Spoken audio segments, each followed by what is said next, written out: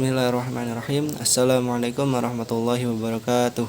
Perkenalkan, nama saya Faiz Medan El Hakim dengan nomor NIM 2106004110017. Saya sendiri kuliah di UIN Maulana Malik Ibrahim Malang dari Fakultas Sains dan Teknologi dengan jurusan saya sendiri yaitu jurusan Fisika. Pada video kali ini saya akan membahas materi tentang pelajaran Pancasila dengan dosen pembimbing yaitu Bapak Muhammad Kamil Zaman MPDI. Langsung saja materi yang akan saya bawakan pada pembelajaran kali ini yaitu dinamika gerakan FPI di Indonesia. Sebelumnya saya akan memberi sedikit pengertian tentang organisasi. Organisasi adalah bentuk persekutuan antara dua orang atau lebih yang bekerja sama serta secara formal terikat dalam rangka pencapaian yang telah ditentukan, dan dalam ikatan itu terdapat seorang atau sekelompok orang yang disebut bawahan. Selanjutnya, awal terbentuknya FPI.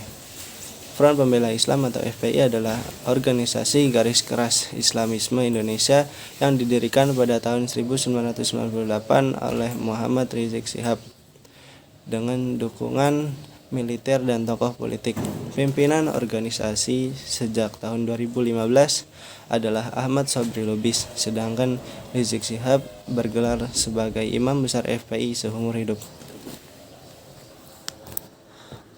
FPI awalnya memposisikan dirinya sebagai polisi moral Islam melawan wakil, melakukan kegiatan main hakim sendiri, juga bertindak sebagai Islamis, kelompok penekan dengan demonstrasi dan mobilisasi massa melawan aktivis pro-demokrasi Tionghoa Indonesia dan politisi reformis. Organisasi tersebut menyelenggarakan sejumlah protes massa, agama, dan politik, termasuk pada aksi 4 November dan demonstrasi lainnya terhadap Gubernur Jakarta saat itu yaitu Basuki Cahayapurnama. FPI juga berunjuk rasa di luar Kedutaan Besar Amerika di Jakarta pada tahun 2003 untuk mengutuk perang Irak. Protes tersebut dikritik karena melakukan kejahatan kebencian atas nama Islam dan kekerasan terkait agama. Pada tanggal 30 Desember 2020, pemerintah Indonesia mengeluarkan keputusan bersama menteri yang melarang FPI. Pemerintah mengatakan FPI telah mengancam ideologi nasional Indonesia, melakukan penggerbekan dan kekejaman ilegal termasuk terorisme, dan izin organisasi yang telah kadaluarsa. Pemerintah juga memperlihatkan rekaman Rizik Syihab yang menjanjikan FPI kesetiaan kepada negara Islam Irak dan mendukung kekhalifahan ala ISIS. Pembubaran terjadi beberapa minggu setelah 6 laskar FPI ditembak mati oleh polisi. Selanjutnya ada latar belakang berdirinya FPI. Yang pertama adalah adanya penderitaan panjang umat Islam di Indonesia karena lemahnya kontrol sosial penguasa sipil maupun militer akibat banyaknya pelanggaran HAM yang dilakukan oleh oknum penguasa. Yang kedua, adanya kemungkaran dan kemaksiatan yang semakin merajalela di seluruh sektor kehidupan. Yang ketiga, adanya kewajiban untuk menjaga dan mempertahankan harkat dan martabat Islam serta umat Islam. Selanjutnya ada aksi-aksi yang dilancarkan oleh FPI. Yang pertama yaitu rangkaian aksi penutupan klub malam. Yang kedua ada tempat pelacuran dan tempat-tempat yang diklaim sebagai tempat maksiat. Yang ketiga, ancaman terhadap warga negara tertentu.